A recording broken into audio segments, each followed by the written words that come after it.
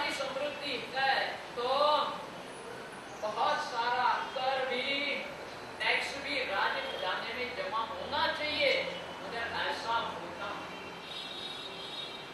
किसान से पूछ लिया कि भाई 12 महीने में कितना कर चुका है? किसान कहता है कि हमारे नगर के राजा बहुत अच्छे हैं, वो किसी भी प्रकार का खेती के ऊपर कर देते। हमारे राजा बहुत अच्छे हैं, किसी भी प्रकार का कर देते। राजन के दिमाग के अंदर गिनती चालू हो गई कि मैंने आज तक कर न लेकर के बहुत बड़ा नुकसान ही किया है, अब मुझे कर तो लेना, कर लेना चाहिए। मन में संकल्प कर लिया कि यहाँ से जाऊंगा, मंत्री को भेजूंगा और सभी खेतों के ऊपर कर लागू करूंगा। जाते जाते राजन ने फिर से एक गिलास पानी के लिए कहा और फिर से ये किसान उसी प्रकार से फल मंगवाता है और फल के अंदर कांटा चुभाता है। थोड़ा सा रस निकल के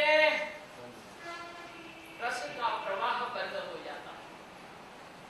एक फल, दूसरा फल, तीसरा फल, 4 फल गए तो जैसे तैसे प्याला उठा।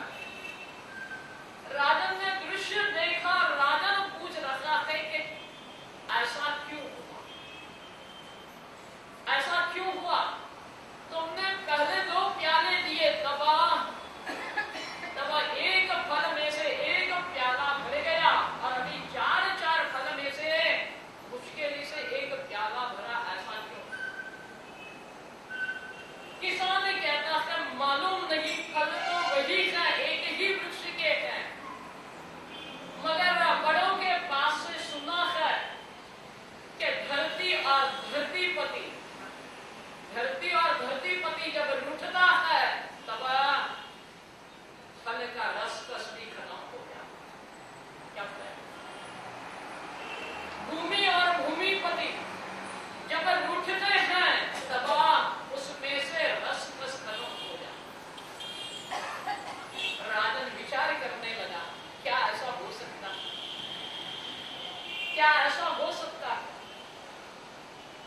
राजन ने परीक्षा करने के लिए मन में संकल्प कर लिया कि मुझे किसी भी प्रकार का कर लेना नहीं,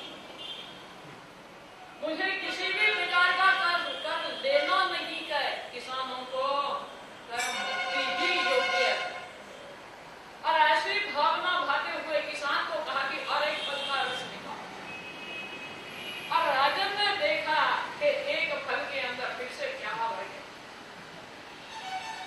विचार करके कि एकेंद्रिय ऐसे फल के ऊपर भी हमारे भावों की अगर इतनी असर होती है तो पंचेंद्रिय आदि के ऊपर कितनी असर हो सकती, पंचेंद्रिय आदि के ऊपर कितनी असर हो सकती है। यहाँ पे कहते हैं चेतन और अचेतन से भरा हुआ ये विश्व, जीव और अजीव पदार्थों से भरा हुआ ये विश्व है। इस विश्व के अंदर आपके भावनाओं का बहुत बड़ा असर होता है। क्या हमने उस असर को नजर के सामने रखा? यहाँ पे अनित्य भावना समझाते हुए कहते हैं कि अनित्य भावनाओं को न समझने के कारण अनित्य पदार्थों के लिए हम हमारे मन के सुंदर भावों को खत्म करते हुए चलेगा। क्या हमारे मन के भाव बिगड़ते हैं? किस कारण से बिगड़ते हैं? किस कारण से बिगड़ते हैं?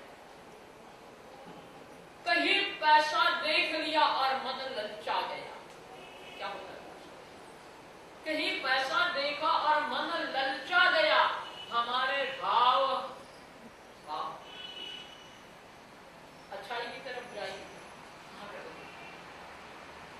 लोग हमारे ऊपर सवाल हो गया और ये मेरे कब्जे में कैसे आ जावे, इसके लिए हम हमारे भावों को कलुषित करते हुए चले जाते। क्या उस समय पे हमें ख्याल होता है कि इस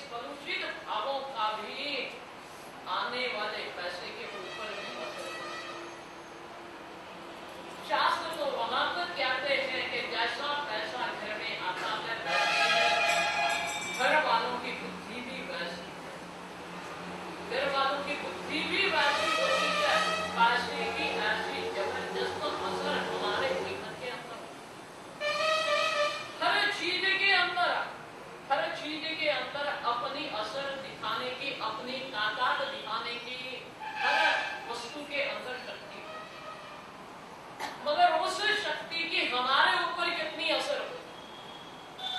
विश्व के सभी पदार्थ अनित्य हैं, मगर इन अनित्य पदार्थों के सामने, इन अनित्य पदार्थों को देखने के बाद में हमारे भाव सुंदरता की तरफ या असुंदरता की तरफ, सुंदरता की तरफ चले जाते हैं, असुंदरता की तरफ चले जाते हैं। शास्त्रीकार महर्षि अंतिम गाथा के अंदर, अनित्य भावना की अंतिम गाथा के अंदर कहते हैं कि भाई इस विश्व के अंदर चेतन और अचेतन पदार्थों के अंदर सुबह में जो सौंदर्य होता है वो शाम को खत्म हो जाता है, लुप्त हो जाता है, गायब हो जाता है, परिवर्तित हो जाता है।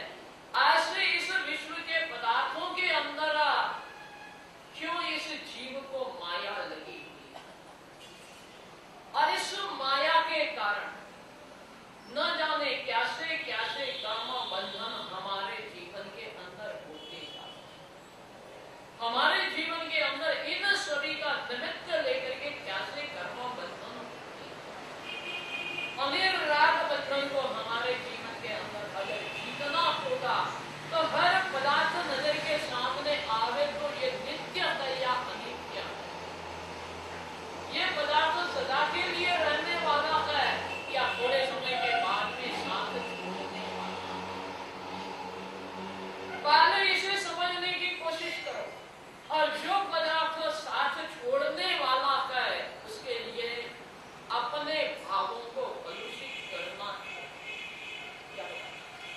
अपने भावों को कलुषित करना है, उसको जीतने के लिए पुरुषार्थ करो, क्योंकि जो पदार्थ आज तुम्हारे पास में है कल रहेगा या नहीं रहेगा इसकी गारंटी नहीं है, तो उसके लिए मन के भावों को परिवर्तित खराब करना, उससे फायदा क्या होगा।